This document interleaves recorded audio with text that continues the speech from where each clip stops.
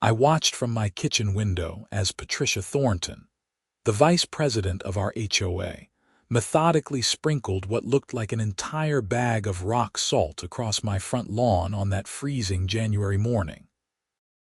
The woman had no idea I was home, and judging by the malicious smile on her face, she thought she was getting away with something truly devious. Let me back up a bit. My name is Garrison, and I had moved to Riverside Estates in Portland, Oregon about 8 months earlier. The neighborhood seemed perfect at first. Well-maintained homes, tree-lined streets, and that Pacific Northwest charm that had drawn me to the area in the first place. I was a software engineer who worked remotely, which meant I spent a lot of time at home and got to know the neighborhood rhythms pretty well. What I did not know when I signed those papers was that the HOA board, particularly Patricia, ran the place like her personal fiefdom. Patricia was 52, divorced, and had apparently decided that her life's purpose was to make everyone else's life miserable through the strict enforcement of increasingly ridiculous rules.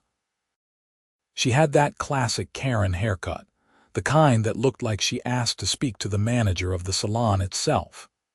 Everything about her screamed entitlement, from her designer athleisure, where that she wore to board meetings, to the way she spoke to people like they were servants. Our conflict started in November, right before Thanksgiving. I had planted some native Oregon grape and sword ferns in my front yard, wanting to embrace the local ecosystem and reduce my water usage. It looked beautiful, natural, and fit perfectly with the Pacific Northwest aesthetic. But Patricia did not see it that way. She showed up at my door 3 days after I finished the landscaping, clipboard in hand, lips pursed so tight they practically disappeared. "Mr. Garrison," she said, not bothering with pleasantries, "your landscaping is in violation of Section 12, Paragraph 8 of the HOA bylaws. All front yard plantings must be approved by the board before installation." I remembered standing there, honestly confused. I checked the bylaws online. It said native plants were encouraged for environmental reasons. "That section was updated 6 months ago," she snapped. "You would know that if you attended the meetings." "I never received notice of any meetings," I said, which was true. I had checked my mail and email religiously, worried about missing something important when I first moved in. Patricia's eyes narrowed. "That sounds like a personal problem. You have 2 weeks to remove the plantings and submit a proper landscaping proposal, or you will face a fine of $50 per day."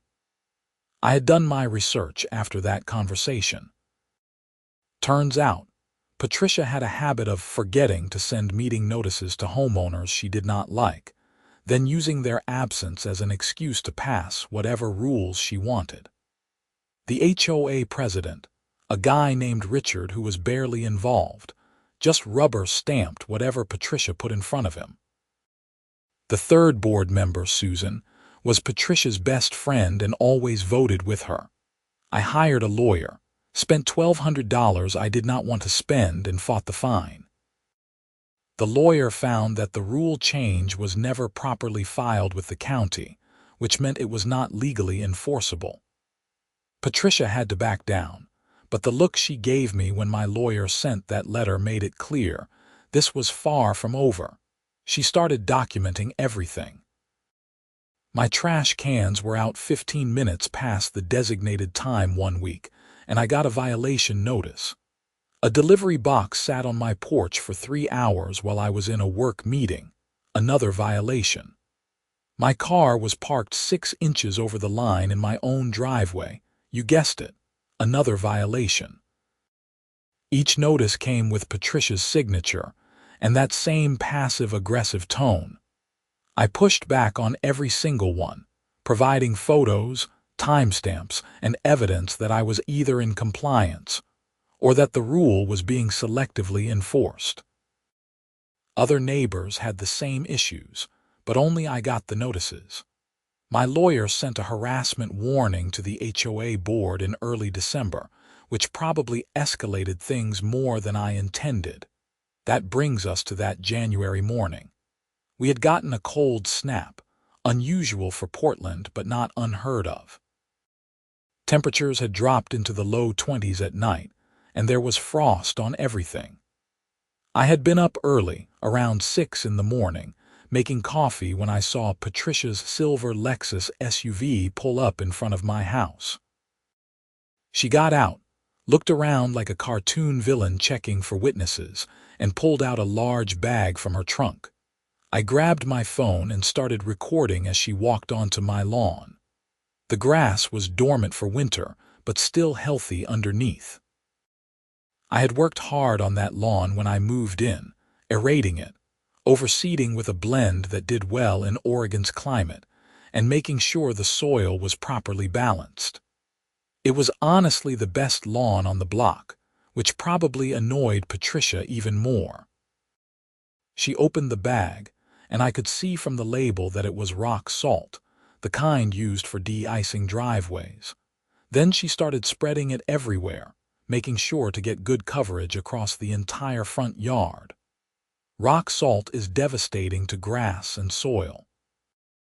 It burns the grass, increases soil salinity to toxic levels, and can take years to recover from.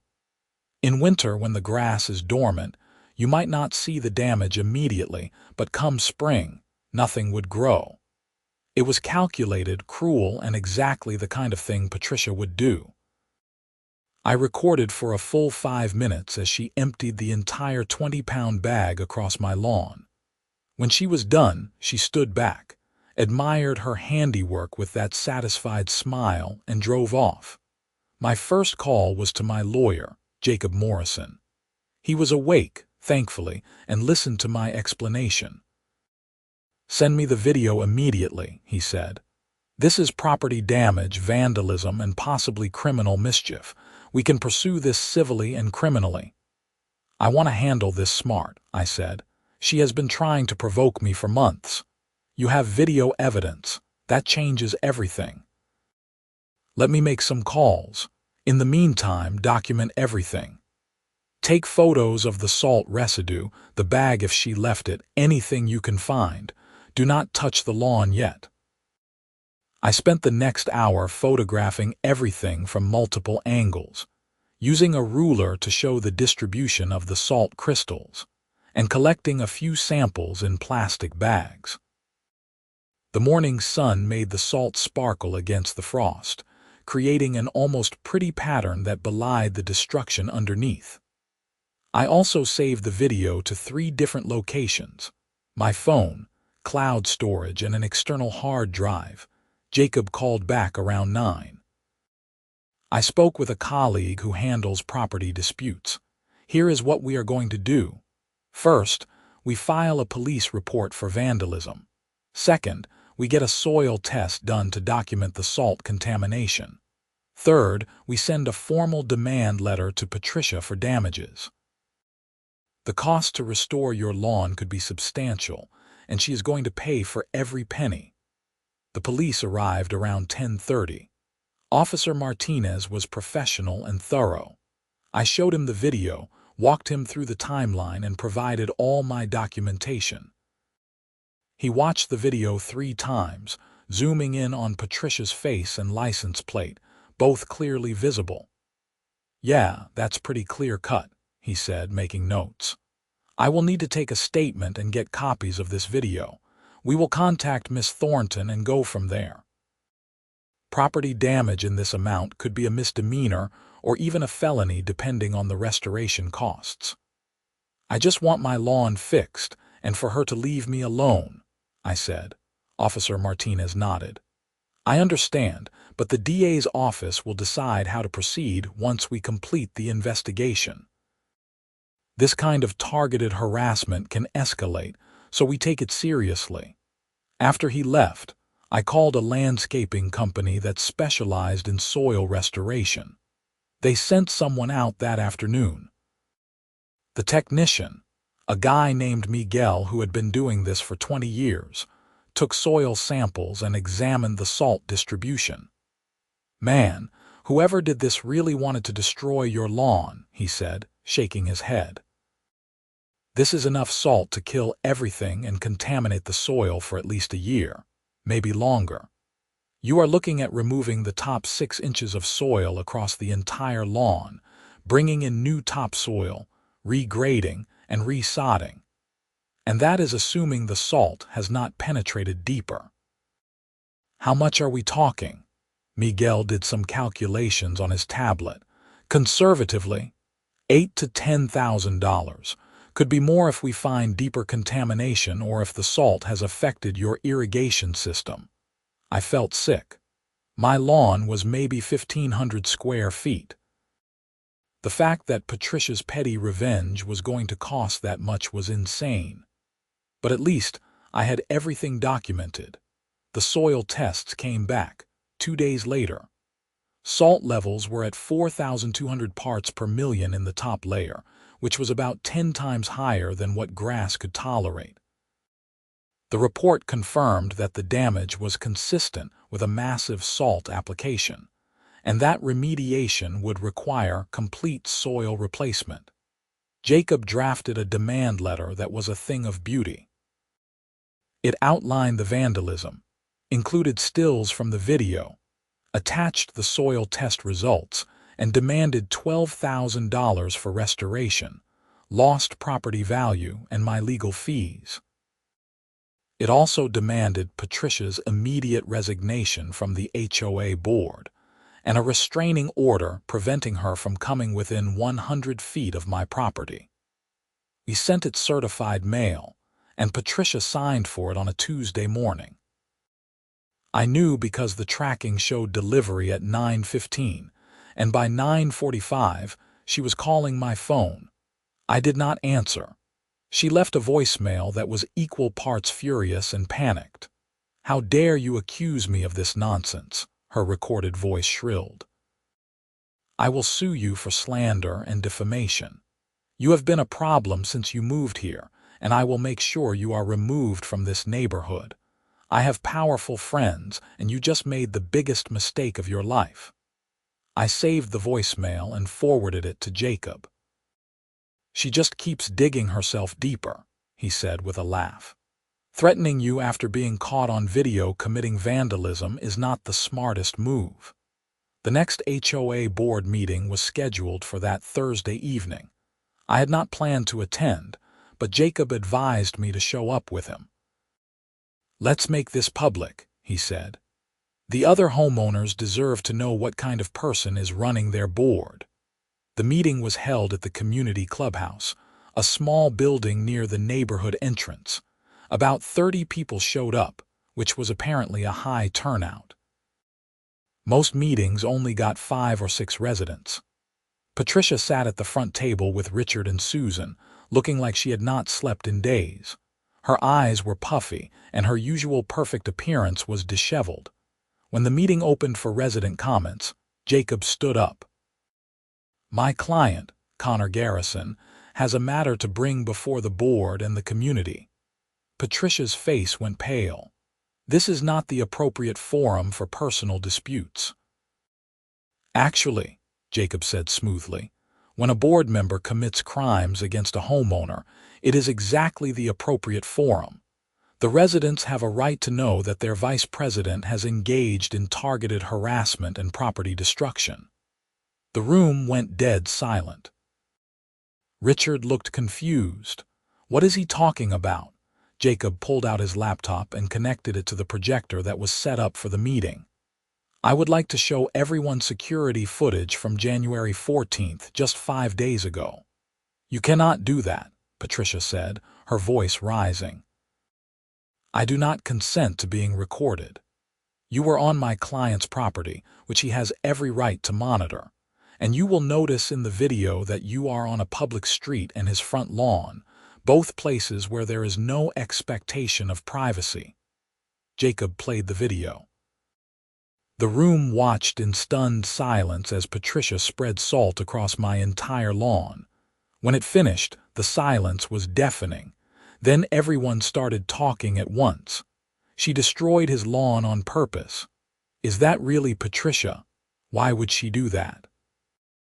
Richard was staring at Patricia with his mouth open. Patricia, what the hell? Patricia stood up, her chair scraping loudly. This is a setup. That video is fake. He probably did it himself and is trying to frame me. The video has metadata showing the date, time, and device, Jacob said. We also have soil tests showing toxic levels of salt consistent with the application shown in the video. The police have opened a criminal investigation. My client has demanded $12,000 in damages and your immediate resignation from the board. $12,000. Someone in the audience gasped. The cost to completely replace contaminated soil and restore the lawn, Jacob confirmed. We have estimates from licensed contractors and soil test results from an accredited lab. All documentation has been provided to the police and will be provided to anyone here who wants to see it. Susan finally spoke up. Patricia, tell us this is not real. Patricia looked at her friend, then at the room full of neighbors staring at her with disgust and shock. He has been a problem since day one, she said, her voice shaking. Ignoring rules, challenging every decision, making my life difficult. Someone needed to teach him a lesson. The room erupted. Richard was on his feet. You just admitted to property destruction because you did not like how he challenged HOA decisions. Patricia, those challenges were his legal right. He hired a lawyer over some plants, Patricia shot back. Who does that? Someone who is being harassed and illegally fined, Jacob interjected. The rule you tried to enforce was never properly filed. My client was well within his rights to fight it. An older man in the back stood up. Is this why I have been getting violation notices for ridiculous things? Because I voted against you at the last election. A woman in her 30s raised her hand. I got fined $300 because my mailbox was the wrong shade of black. Is that you too, Patricia? The meeting devolved into chaos. Multiple residents started sharing their own stories of Patricia's harassment, selective enforcement, and petty tyranny. Richard tried to restore order but eventually gave up and called for an emergency vote to remove Patricia from the board. Patricia saw where this was going. You cannot do this without proper notice. Actually, we can, Richard said, looking at his copy of the bylaws. Any board member can be removed for cause with a simple majority vote at any properly noticed meeting. This meeting was properly noticed, and destroying a homeowner's property is definitely cause. The vote was unanimous except for Susan, who abstained. Patricia was removed from the board effective immediately. She grabbed her things and stormed out, but not before turning to me and hissing, "This is not over." I honestly thought it was over. I was wrong. 2 days later, I got a call from Officer Martinez. "Mr. Garrison, I wanted to give you a heads up. We interviewed Miss Thornton, and she admitted to spreading the salt, but claims it was just rock salt to prevent ice on your walkway for safety reasons." "My walkway is concrete and was not covered in salt," I said. "Only my grass." "We know." Her story does not match the video or physical evidence. We are moving forward with charges for criminal mischief in the second degree. Given the dollar amount of damage, it is a misdemeanor. She will be arraigned next week. What does that mean for me? You will need to testify if it goes to trial. But with the video evidence and her contradictory statements, the DA thinks she will take a plea deal. Either way, you will be able to pursue civil damages. I thanked him and hung up. Part of me felt vindicated, but mostly I just felt tired. I had moved here for peace and quiet, not to be in a legal battle with a HOA board member. The criminal case moved quickly. Patricia hired a lawyer who immediately tried to negotiate a plea deal. The DA offered her a deal: plead guilty to criminal mischief, pay restitution for the full cost of lawn restoration, 1 year of probation, and stay away from my property. Her lawyer tried to negotiate down the restitution, but the DA refused. The evidence was too clear. Patricia took the deal in late February. The judge was not sympathetic during the sentencing hearing. "Miss Thornton, you held a position of trust in your community and abused that position to harass and retaliate against a homeowner for exercising his legal rights. This kind of behavior is unacceptable. I am ordering you to pay $12,000 in restitution to Mr. Garrison within 90 days. You are also on probation for 1 year, during which time you will stay at least 500 feet away from Mr. Garrison and his property. Any violation will result in jail time." Patricia stood there, her face red, and mumbled something that might have been an apology but probably was not. I did not care. I just wanted my money and my lawn fixed. Winter turned to spring, and I waited for the restitution payment. Patricia's lawyer sent a check in early April, cutting it close to the 90-day deadline. I immediately hired Miguel and his crew to start the restoration work. They removed all the contaminated soil, brought in fresh topsoil from a local supplier, regraded everything, and laid new sod. It took 2 weeks, but when they were done, my lawn looked even better than before. What I did not expect was the cosmic justice that came next. Patricia lived 4 houses down from me on the same street. Her house was one of the largest in the neighborhood, with an elaborate front garden that she was incredibly proud of. She had roses, hydrangeas, azaleas, and a bunch of other ornamental plants that required constant maintenance.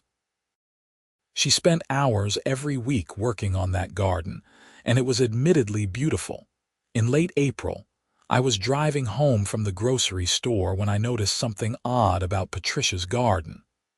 The plants looked wilted, and there were brown patches throughout. By early May, the damage was undeniable. Her roses were dying, the hydrangeas were turning yellow, and large sections of her lawn were dead or dying. It looked like a plant apocalypse. I did not understand what was happening until I ran into Richard at the neighborhood coffee shop. He was shaking his head and chuckling. "You heard about Patricia's garden? Hard to miss," I said. "What happened?" "She poisoned it herself," Richard said, barely containing his laughter. "After she had to pay you the $12,000, she apparently decided to save money by not hiring her usual lawn care company. She went to some big box store and bought fertilizer and weed killer, but she either could not read the labels or did not care. She applied summer fertilizer in early spring when the plants were still tender, then used the wrong kind of weed killer that killed everything including her ornamentals." "You are kidding." "I am not." Then, and this is the best part, she apparently thought the problem was not enough fertilizer. So she applied more, which burned all the roots.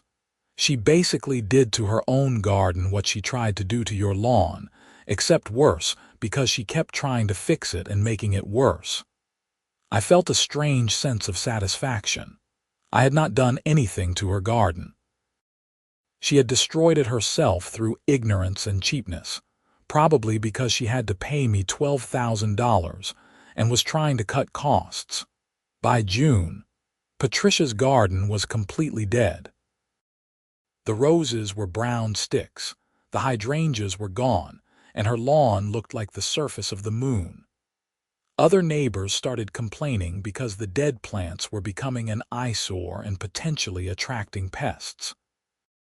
The new HOA board, which now included some reasonable people who actually followed the rules, sent Patricia a violation notice. The irony was not lost on anyone. She had 30 days to restore her landscaping to neighborhood standards or face fines of $50 per day. I watched from my kitchen window, the same window where I had witnessed her destroying my lawn 6 months earlier, as Patricia stood in her dead garden looking defeated. She hired a landscaping company, not Miguel's thankfully, and they gave her an estimate. I heard through the neighborhood gossip chain that it was going to cost her $15,000 to remove all the dead plants, replace the soil, and replant everything. Patricia put her house on the market in July. The listing mentioned motivated seller and priced it below market value. She moved out in August, and I never saw her again. The new owners were a young couple with a baby, and they were delightful. They ripped out all of Patricia's elaborate landscaping and replaced it with a simple, low-maintenance design with native plants. My lawn, meanwhile, thrived. The new sod took root perfectly, and by summer it was thick and green.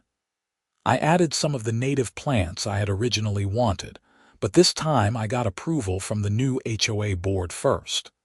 They approved it in about 5 minutes during a meeting where everyone was actually pleasant and reasonable. The whole experience taught me a lot about standing up for yourself and documenting everything.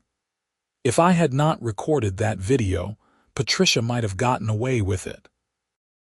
If I had not fought back against her harassment from the beginning, she might have driven me out of the neighborhood like she apparently had done to others. I also learned that karma, while not always immediate, has a way of working things out. Patricia's need for revenge cost her $12,000, a criminal record, and ultimately her home.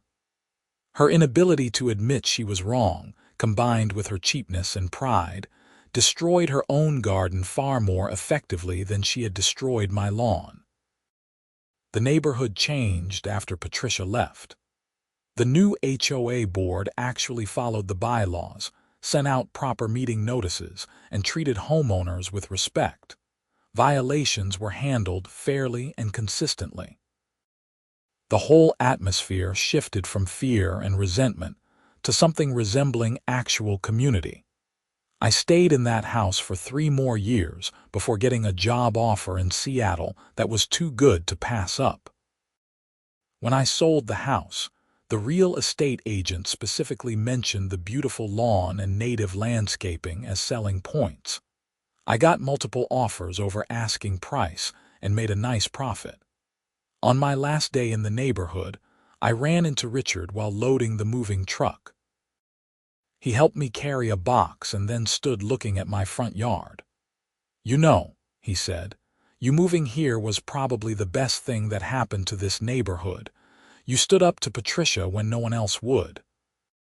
After you exposed what she was doing, 6 other homeowners came forward with their own stories. We completely rewrote the HOA bylaws to prevent that kind of abuse." "I just wanted to plant some ferns," I said with a laugh. "Yeah, well, those ferns started a revolution." The new bylaws specifically protect homeowners' rights to native plantings now. We even got a grant from the city for a neighborhood rain garden project. Patricia would have killed that idea instantly. I looked at my lawn one last time. The native Oregon grape was thriving, the sword ferns were lush and green, and the grass was perfect. It had been a long, expensive, stressful journey to get here, but it was worth it. Sometimes you have to fight for what is right, even when it is exhausting and costs money and makes your life difficult in the short term. As I drove away from Riverside Estates for the last time, I passed by Patricia's old house. The young couple had their toddler playing in the front yard, and the dad was working on building a raised garden bed. The lawn was healthy, the landscaping was simple and sustainable, and it looked like a home filled with life and happiness. That is what a neighborhood should be. Not a dictatorship run by someone with too much time and too little empathy, but a community where people can live their lives, plant their gardens, and not worry about petty tyrants spreading salt on their lawns in the middle of winter. I heard through Facebook about a year later that Patricia had moved to Arizona and apparently joined the HOA board of her new community there. I felt bad for her new neighbors but figured they would have to fight their own battles. Some people never learn, and some people never change. As for me, I took the lessons I learned and applied them to my new neighborhood in Seattle. I read the HOA bylaws carefully before buying, asked questions about the board members, and checked online reviews about the management company. I even called a few residents to ask about their experiences. I was not going to make the mistake of moving somewhere without due diligence ever again. The Seattle neighborhood was fine, no drama, and the HOA was professionally managed by a company that actually knew what they were doing. But I never forgot what happened in Portland. I kept the video saved in multiple locations, not because I needed it anymore, but as a reminder. A reminder that standing up for yourself matters, that documentation is everything, and that sometimes the universe has its own way of balancing the scales. My lawn in Seattle never looked quite as good as the one in Portland, probably because I did not have the same emotional investment in it. But every spring, when the grass would green up and the flowers would bloom, I would think about Patricia standing in her dead garden, reaping exactly what she had sown. That image sustained me through many difficult moments in life.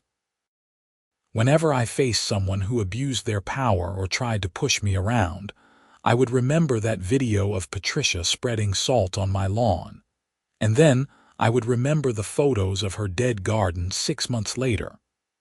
Justice is not always swift, but when it comes, it is often poetically perfect. The legal system worked the way it was supposed to in my case. The police took it seriously, the DA prosecuted appropriately, and the judge imposed consequences that fit the crime. Patricia had to pay for the damage she caused, face criminal consequences, and live with a record that would follow her. That is how it should work. But beyond the legal victory, there was something deeply satisfying about watching natural consequences play out. Patricia could have accepted the original ruling about my native plants and moved on with her life. Instead, she chose escalation. She chose revenge. She chose to commit a crime because her ego could not handle being told she was wrong. Every choice after that was hers too. The choice to cheap out on lawn care after paying restitution. The choice to use the wrong products on her garden. The choice to keep applying more chemicals when things got worse instead of calling a professional. The choice to sell her house and leave rather than face the community she had terrorized. I did not make those choices for her. I just stood my ground, documented everything, and let the system work. Her garden dying was not something I caused or even wished for. It just happened as a natural consequence of her own actions and decisions. There is a broader lesson in there somewhere about HOAs and power, and how small amounts of authority can corrupt people who are not equipped to handle it. Patricia was probably not an evil person deep down. She was just someone who got a little bit of power in a homeowners association and let it go to her head. She probably started with good intentions, wanting to maintain property values and keep the neighborhood nice. But somewhere along the way, it stopped being about the community and started being about control. Every challenge to her authority became a personal affront. Every homeowner who questioned a rule became an enemy. The HOA board position became her identity, and protecting that identity became more important than being fair or reasonable. I saw that same pattern repeated in online HOA horror stories. Someone gets elected to a board, usually because no one else wants to do it, and they start drunk on the tiny amount of power. They make up rules, enforce them selectively, and punish anyone who dares to push back. It is a tale as old as homeowners associations themselves. The solution, I learned, is vigilance and documentation. If you live in an HOA, read your bylaws thoroughly. Attend meetings when you can. Document everything, every conversation, every notice, every interaction. Save emails, take photos, and keep records. Because when someone like Patricia comes along, and they will eventually, you need to be able to prove your case. Also, know your rights. HOAs have power, but it is not unlimited. They cannot enforce rules that were not properly adopted. They cannot selectively enforce rules against people they do not like. They cannot harass you or damage your property. And when they cross those lines, the legal system is there to protect you, but only if you have evidence. My case was clear-cut because I had video evidence of Patricia committing the crime. But even without that, I had months of documentation showing her pattern of harassment. I had emails, violation notices, photos, and time-stamped records of everything. When I hired a lawyer, I could hand him a complete file of evidence, which made his job easier and my case stronger. That documentation saved me thousands in legal fees and made it impossible for Patricia to deny what she had done. When she tried to claim it was for safety reasons, the video clearly showed otherwise. When she tried to claim I was a problem homeowner, I had evidence showing her selective enforcement. Documentation is power when dealing with people who abuse their authority. I also learned the importance of having a good lawyer. Jacob Morrison was worth every penny I paid him. He knew HOA law, property law, and how to navigate the system effectively. He turned what could have been a years-long nightmare into a resolved case in a few months.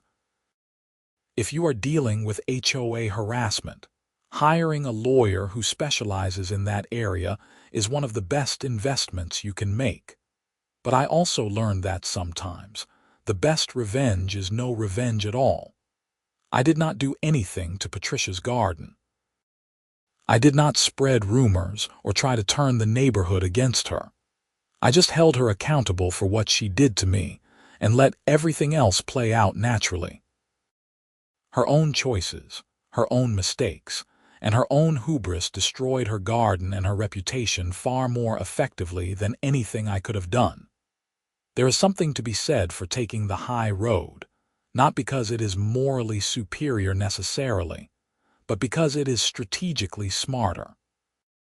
If I had retaliated, I would have given her ammunition to use against me. She could have claimed we were both at fault, or that I was the aggressor, or any number of things.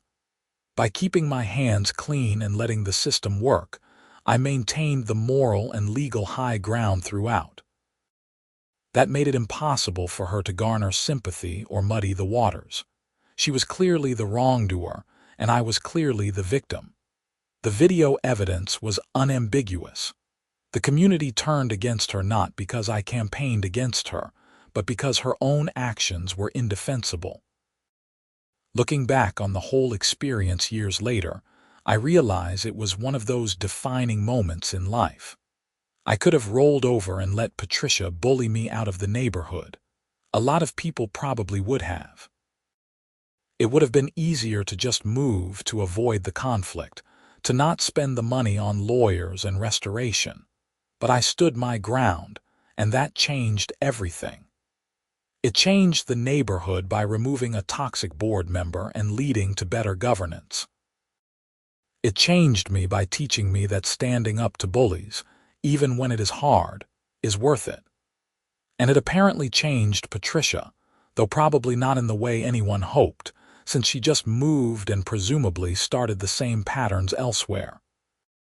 The 12,000 words I could write about that experience would not be enough to capture all the small moments, the stress, the anger, the satisfaction, and the lessons learned. But the core story is simple. Someone in a position of minor authority abused that power, faced consequences, and destroyed herself in the process. My lawn recovered and thrived. Her garden died. That is not a metaphor for anything profound, it is just what happened. Sometimes life has a sense of irony that is almost too perfect to believe. If I had written this story as fiction, people would say the ending was too neat, too poetically just to be believable. But it happened exactly as I described it. I have the video, the court records, the soil tests, and the photos to prove it. I also have the memory of driving past her house that last time, seeing the new family enjoying their yard, and knowing that something good came out of something that started so ugly. Homeowners associations are a necessary part of many neighborhoods. They maintain common areas, enforce reasonable standards, and protect property values. But they are also ripe for abuse by small-minded people who crave power and control. The key is having strong bylaws, engaged homeowners, and accountability when board members step out of line. Riverside Estates got that accountability, even though it took a criminal case to get there. The new board implemented term limits, required board meetings to be recorded, and created an appeals process for violations. They also hired a professional management company to handle day-to-day operations, which removed a lot of the personal drama from enforcement. Those changes would not have happened if I had not fought back against Patricia. Sometimes being the person who stands up and says, "No, this is not okay," is exhausting and expensive and risky. But it is also necessary. Communities need people who will push back against petty tyrants, even when it would be easier to just go along. I was not trying to be a hero or make a statement. I just wanted to plant some native ferns and have a nice lawn. But when Patricia decided to make me her enemy, I had to make a choice: fight or flight. I chose to fight, and it turned out to be the right choice, not just for me but for the whole neighborhood. The cost was $1,200 in initial legal fees, countless hours of stress and documentation, and the emotional toll of being targeted by someone with a vendetta. The benefit was $12,000 in restitution, a criminal record for someone who deserved it, and a neighborhood that became a better place to live. Was it worth it? Absolutely. Would I do it again? In a heartbeat. Would I recommend others do the same? That depends on their situation, but if you have clear evidence of wrongdoing and the resources to fight, then yes, hold people accountable. The criminal justice system is not perfect, but in this case it worked. Patricia was arrested, charged, prosecuted, and sentenced appropriately. She paid restitution and faced consequences for her actions. That is how it should work, and it gave me faith that when you have clear evidence and a legitimate case, the system can deliver justice. I think about that experience whenever I see HOA horror stories online. So many people feel helpless against their HOA boards, and I understand why. The power dynamic is unbalanced, the rules are often confusing, and fighting back is expensive and stressful.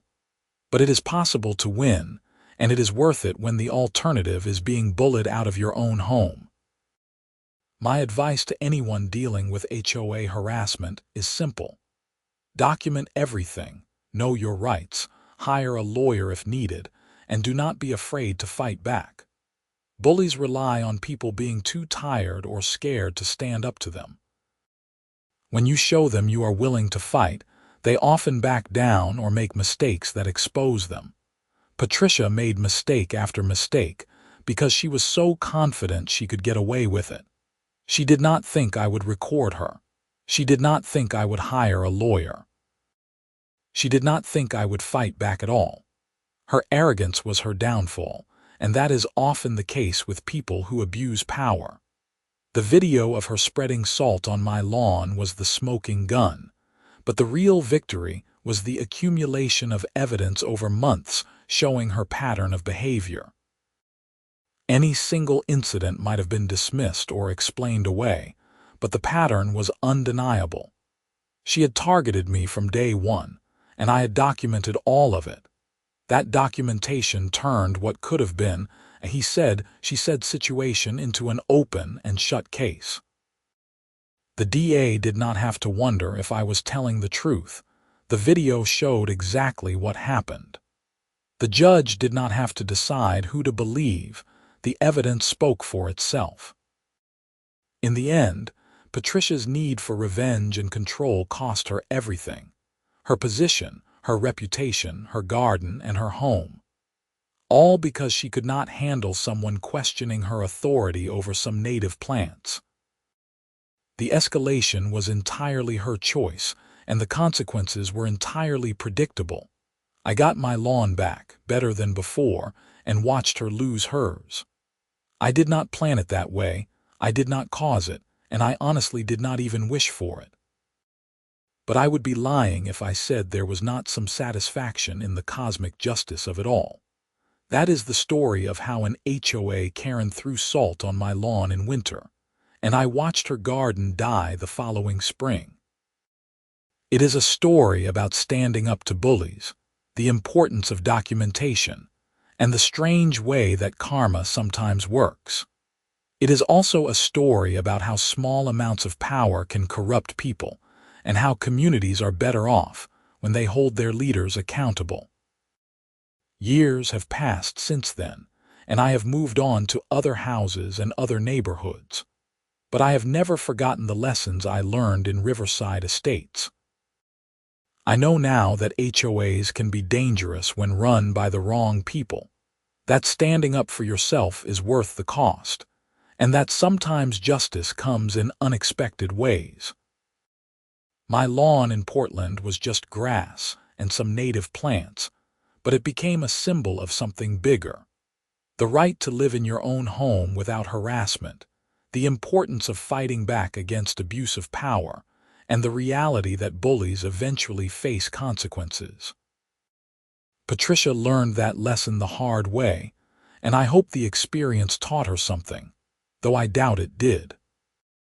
As for me, I learned that I am stronger than I thought, that the legal system can work when you have evidence, and that neighbors will stand with you when you stand up to someone everyone secretly hates.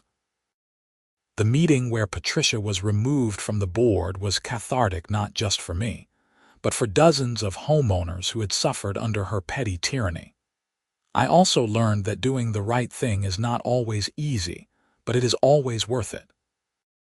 It would have been easier to just accept the lawn damage, move out, and avoid the whole mess. But then Patricia would still be on the board, still harassing homeowners and still abusing her power. By fighting back, I helped create change that benefited everyone. That is the real legacy of the whole situation. Not my restored lawn, not Patricia's dead garden, but the reforms that came after. The new bylaws, the better board, the professional management, and the cultural shift in the neighborhood. Those changes will outlast both Patricia and me, and they will protect future homeowners from the same kind of abuse. So if there is a moral to this story, it is this: stand up for yourself, document everything, and trust that justice will eventually prevail. It might take time, it might cost money, and it might be stressful, but it is worth it. And sometimes, just sometimes, the universe will deliver its own form of poetic justice that is more perfect than anything you could have planned. My lawn thrived. Her garden died. Justice was served, both legal and cosmic, and a neighborhood became a better place because one person decided to fight back against a bully. That is enough for me.